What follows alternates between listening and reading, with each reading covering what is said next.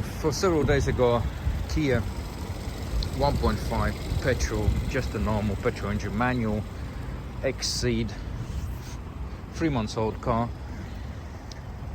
It is dirty because it's Xceed. It's just a front wheel drive. It is kind of good alternative between Sportage and something like that. You can see all my stuff fits in well. It's a good ground clearance, so if you've got back problems, it's probably a good choice to have something like that. If you don't want to see all my junk is there. It's a sensible size car. Average fuel on this one is about 46 miles per gallon.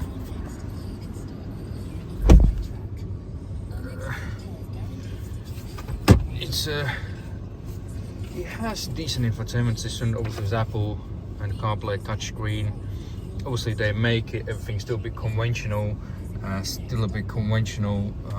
instrument clusters. They're not digitalizing everything like on a new EV6 or EV9, whatever this is, Sportage. Everything is just still like on a normal car. Manual gears.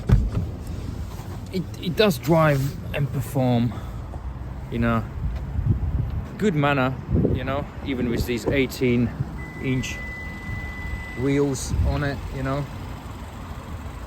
It looks sensibly good. So it's got it also has some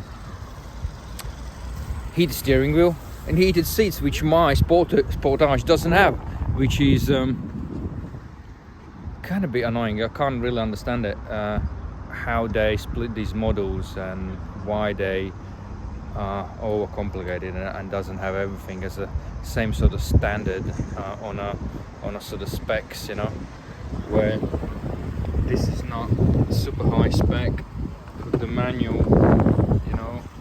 It is dirty. This is how they gave me the car. So, but yeah, otherwise it's a good alternative between Sportage. What else we have? Kia Niro, but that will be electric. But if you don't need anything sort of big and want to have a good ground clearance, then this one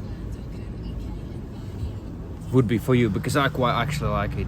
It drives fine. It does the good job. It's got decent space, you know. So that's what I think. Take care.